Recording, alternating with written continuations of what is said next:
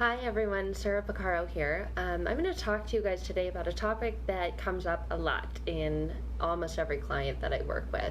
And this is the topic of boundaries.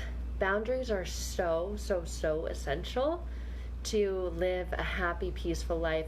And those are the two things that I ask when my clients, what is it that you want? And they kind of laugh and say, I just want to be happy. I just want to have peace. So healthy boundaries are paramount for getting that. What a boundary is knowing and understanding what your limits are. So we're going to talk about some things today to help you establish those limits and boundaries, and not just establish them, but maintain them. If you've been in a relationship with a toxic and unhealthy person, they love bombarding over your boundaries, and so it's up to you to take action to not allow that. So what are some things that you can do to establish and maintain those healthy boundaries? Well, the first one is you have to name your limits. You can't set good boundaries if you're unsure of where you stand. You have to identify your physical, emotional, and mental and spiritual limits. These people love crushing all of those things. So you need to know what you will tolerate, what you will accept, and you need to know what makes you feel uncomfortable or stressed. A lot of times we say that we're establishing a boundary, and then we let people walk all over it. So it is up to us to tune in those feelings and identify what our limits are with those. So that leads into number 2, tuning into your feelings. There are a couple key things here. That gut feeling that you have when something's not right, or when you are not listening to your heart and following your heart's desire, then think about these as a continuum from 1 to 10. So 6 or more is in the higher zone. Like if you are feeling that anxiety feeling, that frustration, that's where you're at the higher end of that spectrum. That is a sure sign that your boundaries are being overstepped. So you've really got to tune into this feeling. What is it this person is doing or not doing that's causing this feeling inside of me, and why is it like a 6 to 10? Putting a number on it is a really good way to kind of concretely say, this is how bad it is, or this is what it's making me feel like. And then this comes when we allow people to overstep our boundaries, a lot of resentment, and we hold on to that resentment, that frustration, that anger. And it's kind of like that analogy of poison. We hold on to it, but we're expecting the other person to pay the price and die. So put a number on it, and then tune into, like, is this making me resent this person because I'm allowing them to overstep these boundaries? When someone acts in a way that makes you feel uncomfortable, it's a cue that definitely that boundary is being overstepped. And then the third thing, this is where a lot of people struggle. You need to be direct. There's no, well, maybe, kind of, it kind of sort of made me feel. You need to be direct, especially with toxic and unhealthy people. Manipulating boundaries is something that they love and they thrive off of. So you need to be clear and direct, black and white, no shades of gray, because they love the gray, because that's where the gaslighting, the manipulation, the misinterpretation. No, when I said that, what I actually meant was this. No, it's black or it's white. It cannot be gray, because that's the part where you're just left thinking that you're the one going crazy and start believing all those things that they say to you. So no, a boundary is black and white. It's a clearly defined line. If you think about like a house or property line, if the neighbor steps over that brick wall or fence, they're in your yard, because that's a boundary line. There's no, oh, you're kind of in my yard, or a little bit, I don't know. No, you know. So your boundary has to be as clear as that line. Some other things, you need to give yourself permission. The fear, the guilt, the self-doubt, those are all big potential pitfalls. So we might fear the other person's response if we enforce those boundaries, and you better believe that narc parade, or like all the smear campaign, all those things are going to happen. When you start to enforce those boundaries, they're not going to like it, because it is preventing them from doing the very thing that they are so trying hard to do. So we might feel guilty for speaking up or saying, hey, this is not okay. Or we might feel like, oh, if I don't, then no. You have to give yourself permission to establish that boundary, knowing that it's a sign of strength. And it's a sign of taking your power back, where you're developing this respect, this mutual respect, saying, It's okay to do this, it's not okay to do this. And that is self-respect. And if you think about it, when someone has a boundary with you, you respect them. I worked with a client the other day. We had our coaching call, and on our coaching call, this was something that really showed up for her in work. And this partner that she works with, she had our coaching call, and this partner asked, "Hey, could you work for me? I've got to take off early." And she said, "Sarah, normally I would have said yes, because I feel like I always have to say yes, and I know I let people walk all over my boundaries, but I knew you'd get mad at me because we had our coaching call." And so I said, no, I can't. And then the story in her mind of like, oh my gosh, she's going to be so mad at me. Like, I always say yes. She went to work the very next day and said, "Hey, sorry I couldn't, I just had another appointment." And the girl said, "Oh, it's no problem, no big deal, I got it taken care of, I got it figured out." So she has just taught that person now that it's okay for her to have boundaries and to speak up for herself. And then to give yourself permission to have boundaries. It's okay to say yes, and it's okay to work to preserve them too. Give yourself some grace. If you do let someone overstep your boundary, don't just completely say, "Well, I'll go to hell." Like, no, it's okay to pick yourself up and keep moving forward.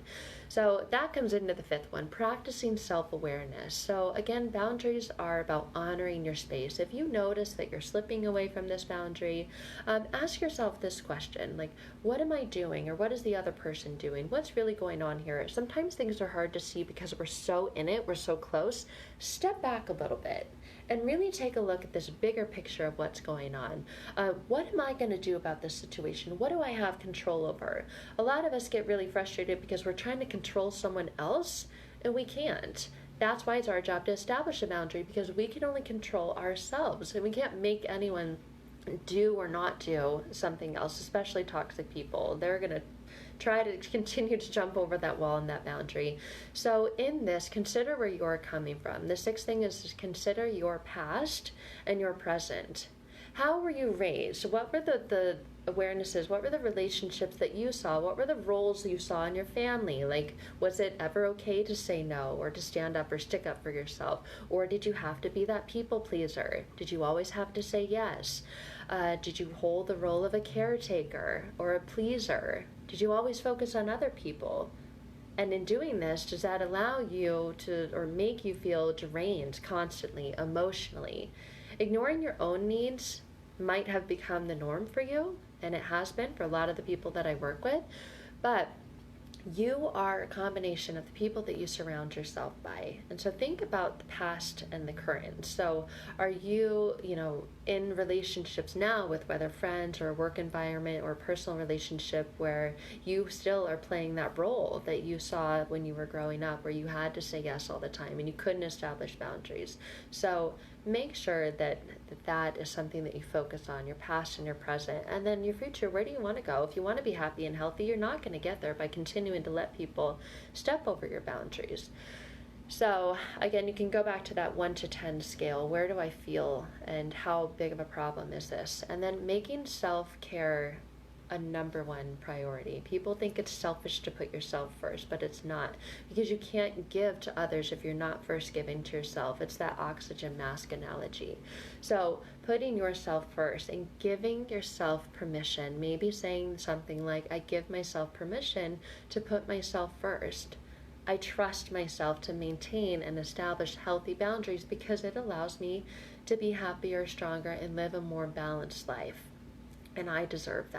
And putting myself first gets me that. It gives you that energy, that peace of mind, that positive outlook where you're more present with yourself, you're more present with others, whether, you want to be a better mother, father, whatever it is, you want to be a better employee or coworker. And then the eighth thing is to seek support. So seek, those people that you surround yourself by, make sure they're supportive of your healthy boundaries.